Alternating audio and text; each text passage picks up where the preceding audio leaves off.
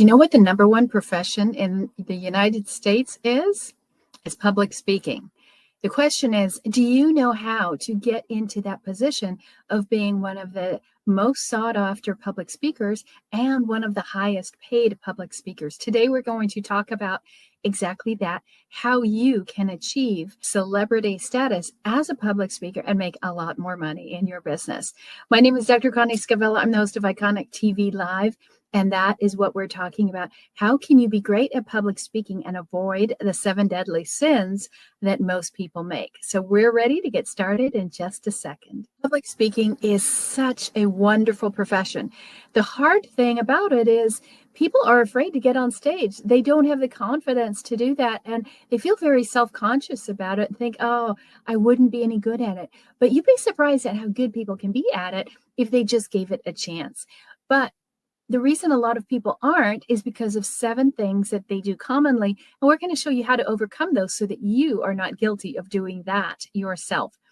And when we go over these, I'm also going to give you a free gift, actually a couple free gifts, so that you can use these free things to enhance your public speaking and build your authority at the same time. So let's dive into this. Because this is the highest paid profession, it doesn't mean it's easy. And there, you might have tried it in the past, didn't work, but it still reigns supreme. Why? Because it's the fastest way to build your authority. You can write books, but that takes a lot of time too. And maybe you could get famous making a whole bunch of money in your business, but that takes a lot of time. You could be an actor or an actress or a performer of some sort or an athlete. You know, that can build some authority, but it's not something that any single person can do. Okay. They say that it's the confidence that freaks people out. This is why people are more afraid to speak than they are of dying. Okay. And I've done both, and dying is overrated. So go for the speaking. It's a lot easier. So I've got some gifts here for you. All you have to do is down below, type the word gift, and I'll get these gifts to you to help you master the art of confident public speaking, because it's really just an art. And you tie in a little bit of science with that, and you're going to become a master at this. And the question that people always ask is, do I have that it factor? Do I have that thing that makes me really great on stage? Can I bottle it? Can I buy it? Well, a lot of people do have that it factor. In fact, they're born with it. You know, those kind of people, they just have massive amounts of charisma from the get-go. People are always looking at them when they walk in a room. People, you know, turn their heads, but it's also a learned skill. It's not just a gift. It's actually something that you can work your way into. And that's what we want to teach you about today. And we're going to talk about how you can go from being cringeworthy. I know you've seen those people that they're on stage and you're like, oh, that was so awful. And then you can be very commanding on stage. What kind of speaker do you want to be? Hopefully the commanding type. That's what we want to show you today. And let's go into these 7 sins. Okay, the first one is starting your talk off with, thank you, everybody, for being here. Or, hi, I'm Connie, da-da-da-da-da-da. I'm so famous. I'm so wonderful. I do this and I climb mountains, you know, barefoot and all that. People are so into talking about themselves. You see this a lot on webinars. That is not what you want to do. And you don't start off with thank you. You want to start off with something powerful first punch message. People go, huh, wow. Oftentimes statistics and stories are really great at that. So that's something that people do a lot. And you know what else? Little bonus tip. They also do the thank you at the end because they're not sure if they're going to get a standing ovation or not. Sometimes I've ended talks where I say, and before I end with my standing ovation, I want to give you one last thing, right? And people laugh. But guess what? I get a standing ovation. So have fun when you're doing your talks. That's really the key, right? Make it fun for you, and you will make it fun for your audience. But don't bore them with things about you or say thank you or I'm so nervous. Don't do that either. Okay. You'll make the audience uncomfortable. And, you know, when you also start that way, it kills the momentum. Okay. And it turns it all about you instead of about the audience. Okay. So don't do that. That's sin number 1. Now, let's go into sin number 2. I'm going to go through these really quickly, and I want you to take notes and tell me which one of these 7 is going to be your sin. And then I have an amazing value that I'm going to give you, and it is going to be 100% free if you really want to master this art of public speaking. So, sin number two is overloading people with information instead of insight. Like, give them something to think about. Wow, I could do that. Maybe this would work for me, rather than just do this, do this, do this. People are already overloaded with information, aren't we? There's so much information coming up at us. And we also have 40 to 70,000 thoughts of our own every day. So how can you make an impact? How can you give them something to make them feel like, hey, I can be the hero of this. I could do this. That's very important. So if you're overloading them with information, they get just bored. You can see it. Their eyes start to glaze over. They don't have any clarity. They don't have any direction or intention. Like, I think I want to do this now. You haven't moved them into action, right? Motivation. So move them into action. And they're just content. It's interesting maybe to a point, but ask them 5-10 minutes later after the talk and they won't remember anything. So it's just not the information, okay? It's also in the delivery. How are you delivering that? So make sure that you give them an idea and let it linger, okay? Have it something that they're thinking about that all day long. It could be that you tell them a story and they remember that story. It could be an interesting fact. It could be an analogy. And you can make it relevant to what's happening in the world right now. It doesn't just have to be your topic. It could be many different topics, okay? So sometimes the story that you tell could be completely unrelated to the topic that you're talking about. That's actually a pattern interrupt, and it will get their attention faster. So this is what we're talking about here is the number 2, okay? So remember, I have some gifts for you today. I want you to grab these, okay? So grab these gifts, and there's some free training. This is really powerful. I have a 5-day confidence public speaking program for you, and you can actually get it and do it on your own. And all you have to do is scan that code or type the word gift down below, and we will get that to you, okay?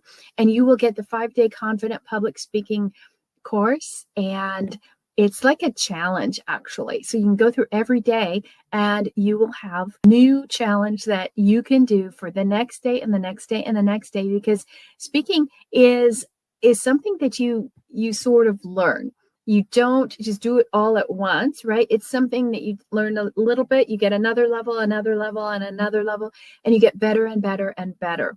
So it's like learning a bike or learning to ski. You don't do it all at once. You don't start at the top of a double diamond and try to go straight down on your own, right? You learn little increments along the way. So think of like starting at the bunny hill, right? Okay, so I want you to understand that there are 7 of these, and I want you to write down which one do you feel that perhaps you're a little weak at and you need a little bit of help. What is sin number 3? Sin number 3 is speaking to sound smart, not to be heard, right? Some people want to use million-dollar words and they try to make it sound like they're so intelligent, and that doesn't work. Speak to the grade level of a 5th or 7th grader, okay? That way everybody can understand your message. If they want to go on a deeper level, that's great.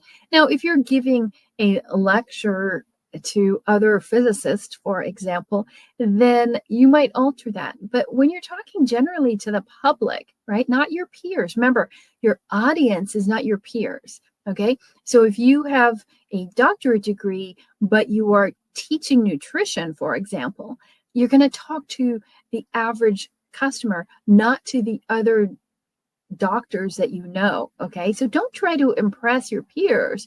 Try to be relatable and heard by your audience. Why is this so important? Because all this jargon is actually just the costume that we wear as the ego, right? It's just us trying to look important and special, like we know something and hopefully everybody will listen to us. But that is not at all how you earn respect, okay? What you want to remember when you're talking to people and you have high level topics, how do you bring that down? How do you bring it down to their level? So remember, you're trying to impact them, not impress them. Because if you try too hard to sound intelligent and smart, you will lose them. You will create a disconnect, a gap between you and your audience. So you want to always make sure that you're speaking the language that your audience can understand, not too high and not too low, right? Goldilocks, right in the middle. And you don't also want to dumb it down so much that people feel that you're being condescending. There's that fine line that you have to walk when it comes to this sin, the third sin. Okay, let's get into the sin number 4. Okay, and sin number 4 is ignoring the feedback, the energy feedback from the body and the vocal energy of the audience, right? And your energy, okay? If you're really nervous, people are going to tell, and you will give what we call tells. Like you might do nervous things with your hands, trying to put them in and out of your pocket, or you might hold your hands in a weird way. You might make common gestures over and over and over and over and over. Okay, these are signs that your energy is not what it should be. When you're super nervous, all you have to do is marshal that energy outward and put it out towards the audience. Focus on them, focus on their problem, their outcome, rather than your nervousness.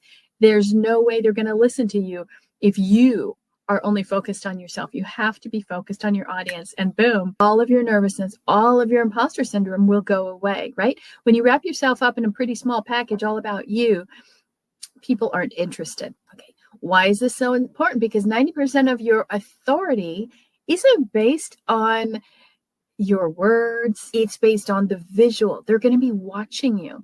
They're going to be hearing how you say things. It's not exactly what words, but how do you say it?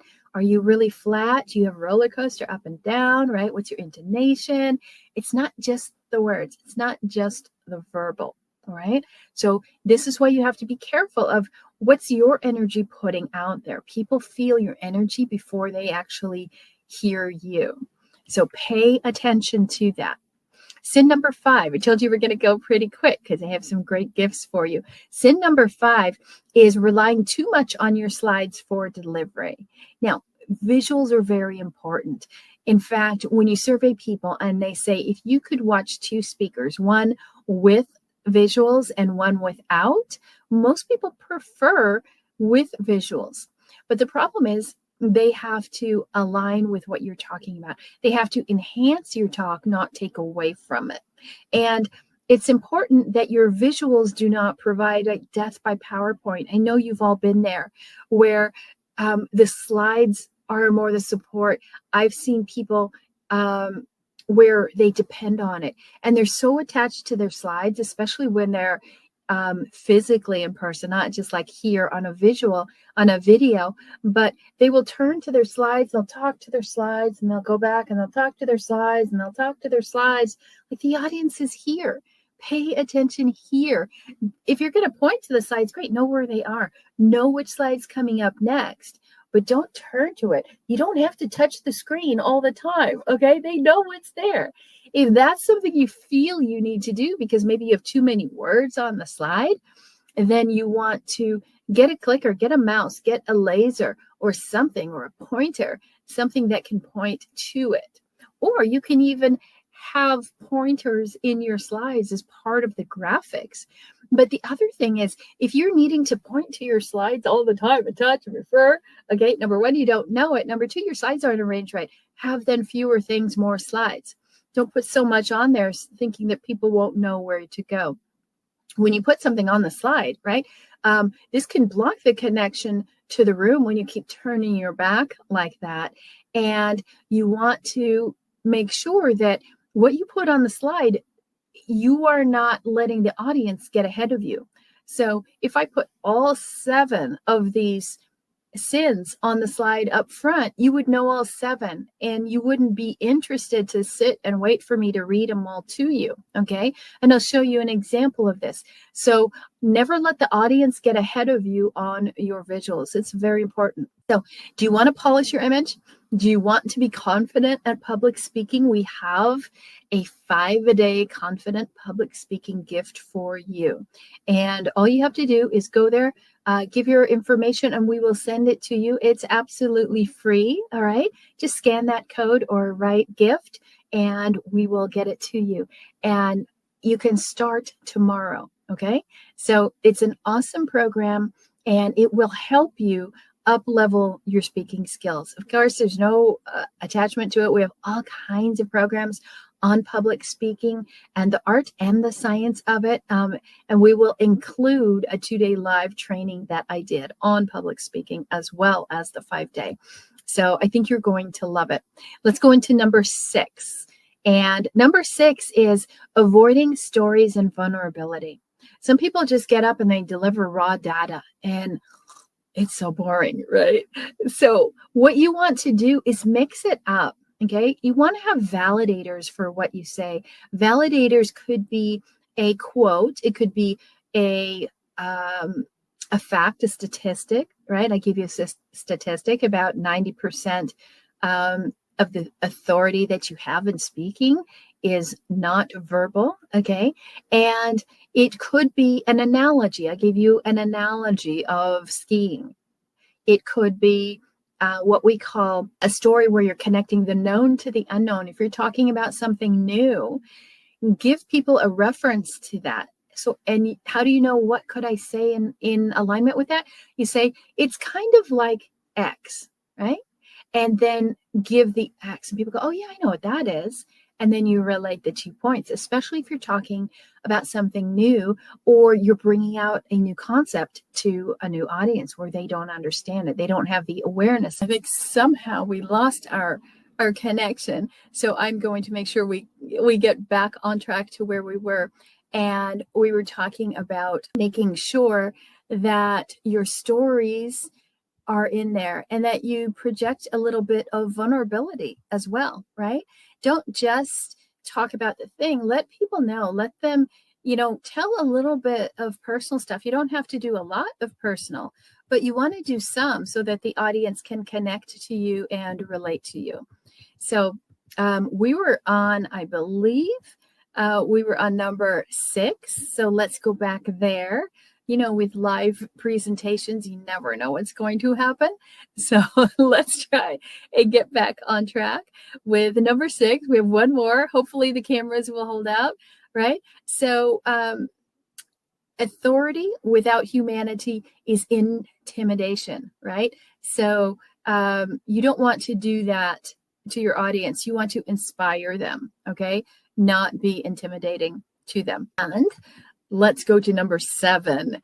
So number 7 is not having a clear call to action, no next step. What do people do now that they've heard your information? So if you don't do this, why is this so important? Okay, because without that, if you don't give them direction, it's just noise. It's just like, okay, so I have more information, but you're going to lose authority if you don't command the attention of giving them steps to do. So give them the next step, the next tool, the next transformation that they can expect. So that's how you want to do it, right? This is important. And what did I do today? Like, I'm trying to model all of this for you here, right? And what did I say is go ahead and grab the 5-day speaking challenge. So I want to know from you, and watch, this is one of the examples of the slides I showed you. Which of these deadly sins are you committing? Which of these 7 did you do in the past, or are you doing right now? Let me go back and show you which ones we're talking about here. Okay, so take a look at these 7 deadly sins. Tell me which one you are guilty of. Did you start with a thank you or your bio? Did you do information overload and just were like a fire hose of information to your audience? Perhaps you were trying to sound too smart or intelligent, thinking that would make you impressive. It doesn't, actually steals your authority. And perhaps you were ignoring the energy that you were giving off and the energy that the audience is giving off as well. And you want to bring them up to your energy level. You don't want to come down to theirs because you don't know what they were doing beforehand, right? If you're relying too much on slides, and if you aren't giving stories, or if you have no clear call to action, all of these things can be a problem when you're doing speaking, if you're trying to gather more authority. Does that make sense? Write down which one. Put it in the comments. Let me know. And actually, we have tools for every single one of those. If you want some help on a specific topic, I'm happy to get that to you. So here's the remedy. I've told you the 7 sins. Let me give you a couple quick remedies, quick reminders of what you can do, what you can take action on to enhance your ability to speak publicly as well as make more money with it. Okay, so use these 3 psychological triggers, and these will come in real handy as you're speaking. So you can do name drops and shout outs like, hey, Bob, I'm glad you're here. Thanks for the comment. Lisa, good to see you. Who else has that problem? Sue, absolutely, right? Call out their name, right? They will pay attention. And another thing that you want to do is micro stories with cliffhangers. This is important because a lot of times when you're speaking, there's something important that you need to say, but I don't want to tell you the end of why that's important until we cover this next topic, right? So you're giving them a story and then you're holding it, right? You're opening the loop, but you're not closing it until the end, and you tie it all together. And then the third psychological trigger to keep your audience engaged is make sure the audience is the hero, right? Frame your content around their future transformation. And like, here's how you do this, okay? So if you do these 3 things, that alone will, and we're back.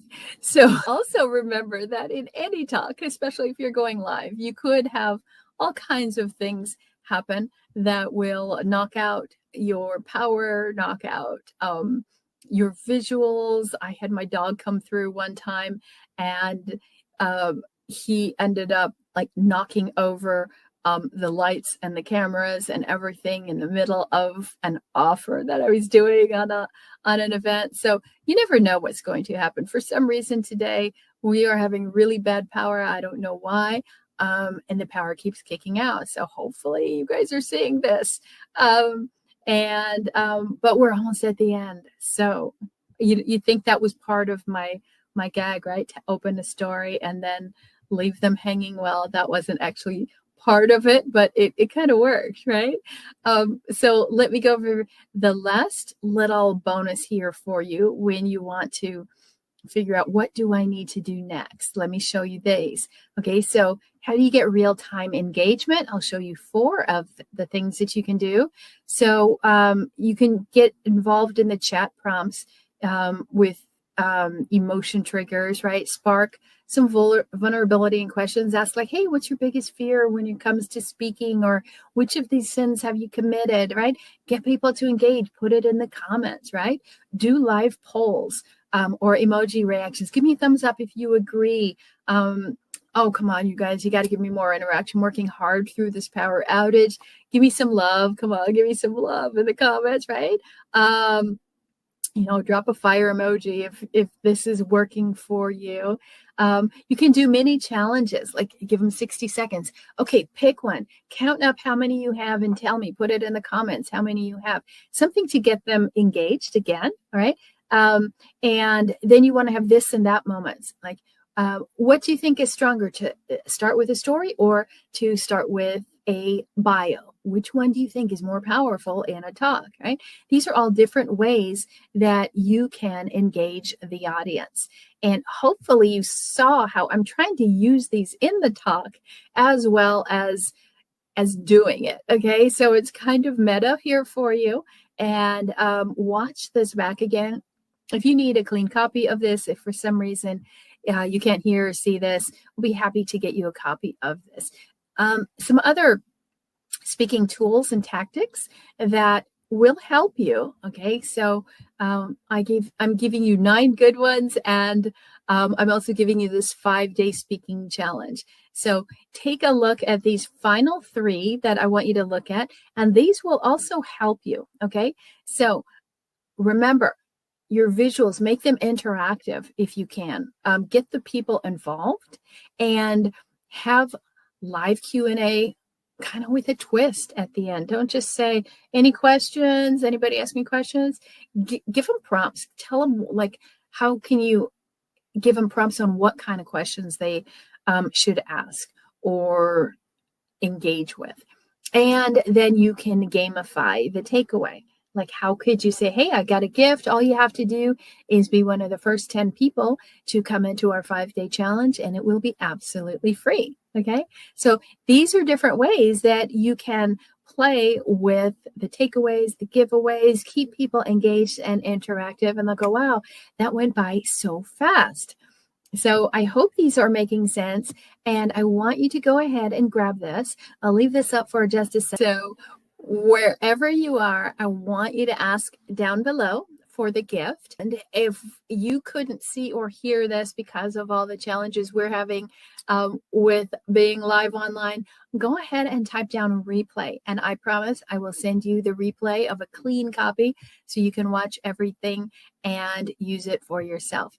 But most importantly, I want you to go ahead and take the free 5-day challenge and use this, and go ahead and let me know what you think. Tell me if it worked for you, if it helped you become a better speaker. And by the way, we're always looking for speakers in our company. If you are a great public speaker, I would love to talk to you and share with you what we're looking for in speakers. And it's a very lucrative mid-6-figure position with our company. I would love to talk with some of you great speakers, and maybe you're just getting started and you're like, hey, I would love to become great at speaking. So become a polished speaker. Go ahead and join us. We would love to have you on our team or support you in becoming a great speaker. So I will see you next Tuesday, live at 5, hopefully with all of the technology working. So go ahead, become a speaker, get in our 5-day speaking challenge. And if you want the gift of confident public speaking, it's an absolutely free gift. Just write #gift and we'll get all of this to you. Have a great day. We'll see you next week.